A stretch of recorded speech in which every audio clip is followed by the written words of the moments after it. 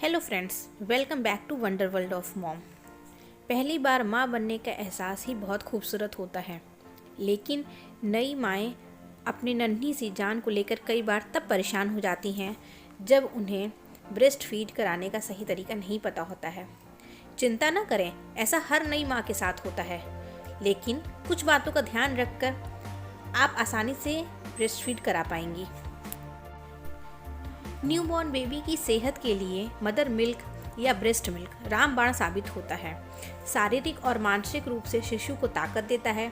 Health experts भी मानते हैं बेबी को कई बीमारियों से दूर रखने के लिए माँ को ब्रेस्ट फीड जरूर कराना चाहिए। यह माँ के लिए भी उतना ही फायदेमंद है जितना कि बच्चे के लिए। रिसर्च में भी बताया गया है ब्रेस्ट फीड कराने वाली माँ कई बीमारियों से बचती हैं। ब्रेस्ट फीड एक नेचुरल प्रोसेस है, लेकिन शुरुआती समय में ये इतना आसान नहीं होता। बच्चे को ठीक से पकड़ना, कब फीड कराना है ये समझना, सही फीडिंग पोजीशन को जानना ज़रूरी है। आइए जानते हैं कुछ टिप्स जो एक न्यू मॉम को हेल्प करेंगे उनके इस जर्नी में। Is it true mother milk is best for baby? Yes, this is absolutely true. Mother milk में 400 न्यूट्रिएंट्स होते हैं जो बच्चे के लिए बहुत ही इम्पॉर्टेंट हैं। कोलोस्ट्रम, जो कि लाइट येलो कलर का लिक्विड होता है, वो बच्चों के लिए बहुत ही इम्पॉर्टेंट है। उनको एंटीबॉडीज़ प्रोवाइड करता है और उनकी इम्यूनिटी भी बढ़ाता है। जैसे ही बेबी बर्थ ले वैसे ही हमें बेबी को फीड कराने की कोशिश करना चाहिए। इनफैक्ट कई हॉस्पिटल्स में तो पैदा होते ही बच्चे को माँ के पास टच के लिए छोड़ दिया जाता है। स्किन टू स्किन कांटेक्ट से ही माँ को दूध होने लगता है। नेक्स्ट, अगर मैं बात करूँ तो बच्चों के साथ साथ माँ के लिए भी ब्रेस्ट फीडिंग बहुत ही अच्छा है। ब्रेस्ट फीडिंग हेल्प्स करता है यूट्रस को अपने साइज़ में आने में, जो प्री प्रेगनेंसी साइज़ होता है। लूज़ करती हैं वेट माएँ, और ये पोस्टपार्टम डिप्रेशन में के लिए भी बहुत ही हेल्पफुल है। इसके अलावा बहुत सारी ऐसी बीमारियाँ जैसे high BP, type 2 diabetes, breast and uterus का कैंसर, इन सब में के लिए भी ब्रेस्ट फीडिंग बहुत ही अच्छा रहता है। Next challenge, when do I start breast feeding?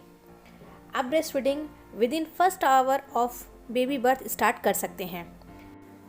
अगर डॉक्टर ने आपको रिकमेंड किया है और आपकी डिलीवरी कॉम्प्लिकेटेड नहीं है तो आप स्टार्ट कर सकते हैं। Next question, how do I start breast feeding? Wash your hand before each feeding. आप अपने हैंड वॉश करिए, सैनिटाइज़ कीजिए। बेबी को फीड कराने के पहले अपने निप्पल्स को भी क्लीन कर लेना चाहिए वार्म वाटर से।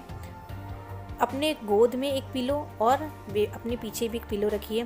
ट्राई एनी पोजीशन, आप कोई भी पोजीशन ट्राई कर सकते हैं बेबी को फीड कराने के लिए। उसके बाद बेबी के सिर, गला और पीठ को अपने हाथ से सहारा देकर रखें। कोशिश करें कि बेबी के मुंह में एरोला का भाग भी जाए, जो निप्पल का डार्कर पार्ट होता है वो भी जाए। ध्यान रखें कि बेबी की नाक न ढकें। नाउ आराम से बैठकर फीड कराएं, काम इन्वायरमेंट में फीड कराएं। ये टाइम आपका 5 से 40 मिनट तक का हो सकता है। पानी की बोतल, baby wipes, clothes, books etcetera आप अपने पास रख सकते हैं। And in the last, baby को बर्प जरूर कराएं, नहीं तो बच्चे के गैस बनने की चांसेस बहुत होती हैं। ये कुछ पॉइंट्स हैं जिन्हें आप ध्यान रख के ब्रेस्ट फीडिंग की जर्नी आराम से निकाल सकते हैं। How long I will be breast feeding? इसका आंसर है 15 to 20 minutes at each breast. Try to nurse from both breast at each feeding. How do I know if my baby is latched on? When your baby is latched on the right way, both lips should pout out and cover all your areola, the darker part of the nipple. Your baby's nose may touch your breast during nursing. मुझे कब अपने बच्चे को feed कराना है? देखिए, इसका answer आपका बच्चा खुद आपको देगा। जब वो चाहेगा तब आपको फीड कराना होगा। बच्चों की भूख अलग होती है। बच्चे अपने भूख के कुछ ही साइंस देते हैं, उन्हें हमें ध्यान में रखना है। जैसे क्राइंग, बच्चे रोते हैं, या फिर बच्चे सकिंग मोशन करते हैं, अपने हाथ को मुंह में डालते हैं, तब हमें ध्यान रखना है कि बच्चे को भूख लगी है। Next question is, can I breast feed after I go back to work, yes absolutely. आप अब जब अपने ऑफिस ज्वाइन करें तो भी आप अपने बच्चे को ब्रेस्ट फीड करा सकते हैं।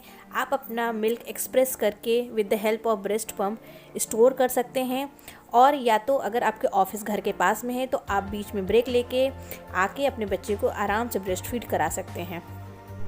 Next question, can I breast feed in public? Yes.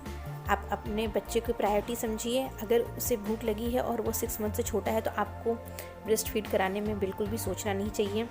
Public place पे भी नर्सिंग सेंटर बने होते हैं, कहीं कहीं पे ऑफिसेज में भी नर्सिंग सेंटर होते हैं। आप दुपट्टा यूज़ कर सकते हैं, स्कार्फ यूज़ कर सकते हैं जिसमें बच्चे आपका सांस भी ले सकें। उसे ढक के आप बच्चे को आराम से ब्रेस्ट फीड करा सकते हैं। Next question, how do I know if my baby is getting enough milk?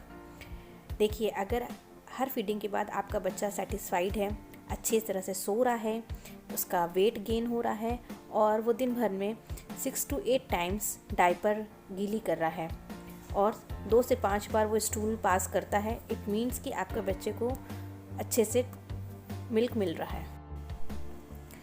How to increase milk supply? देखिए, कभी कभी क्या होता है, जैसे जैसे बच्चा बड़ा होता है उसकी डिमांड्स बढ़ती है, लेकिन मदर की मिल्क उस सप्लाई उस हिसाब से नहीं होती है। कुछ ऐसी छोटी छोटी चीज़ें हैं जिन्हें हम ध्यान रख के मिल्क सप्लाई अपनी बढ़ा सकते हैं। जैसे 3 से 4 लीटर हमें पानी पीना है, जूस हो गया, सूप हो गया, इन सब चीज़ों को अपने डाइट में शामिल करना है। न्यूट्रिशनल डाइट खाना है जिसमें कि दाल भी हो, प्रोटीन हो, कर्ड हो, मोटा अनाज हो, वेजीज़ हो, मिल्क प्रोडक्ट्स हों, क्योंकि हमें 500 कैलोरीज एक्स्ट्रा चाहिए होता है बच्चे के लिए। ओट्स, दलिया, प्रोटीन रिच डाइट हमें लेना है। जीरा, मेथी और सेसमे सीड ये हमारे डाइट में ज़रूर होना चाहिए। इससे हम अपने मिल्क सप्लाई और मिल्क की क्वालिटी दोनों बढ़ा सकते हैं। कुछ सप्लीमेंट्स हैं जो डॉक्टर रिकमेंड्स करते हैं, उन्हें भी आप ले सकते हैं। Now what should I avoid while breast feeding? हमें कुछ चीज़ों को बिल्कुल अवॉइड करना चाहिए, जिसमें कि कैफ़ीन हो गया, कॉफ़ी, टीज़, ये बहुत ज़्यादा नहीं लेना चाहिए। ये कहीं ना कहीं बच्चे के लिए बहुत ही हार्मफुल होता है। उसके अलावा जंक फूड, स्पाइसी फूड, ज़्यादा ग्रेवी वाले, चिलीज़, इन सबको हमें अपने डाइट में ज़रूर अवॉइड करना चाहिए। मुझे डॉक्टर से कब मिलना चाहिए? अगर फीड कराते समय आपके बहुत पेन हो रहा है ब्रेस्ट में, अगर वहाँ पे जहाँ पे निप्पल है वहाँ पे रेड कलर के आपको घाव दिखाई दे, या अगर आपको फीवर हो तो आपको डॉक्टर से ज़रूर मिलना चाहिए। What can I do if my nipple get sore? अगर घाव हो जाए तो हमें क्या कर लेना चाहिए?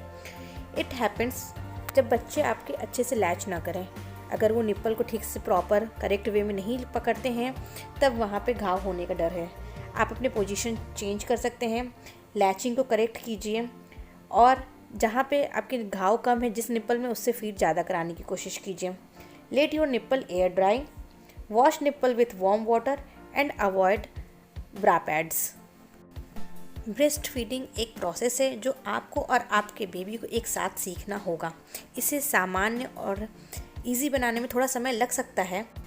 मॉम्स, आप बेबी की अपनी ज़रूरत का और अपने आराम का ध्यान रख के इस जर्नी को स्मूथ बना सकती हैं। Thanks for watching. Bye bye.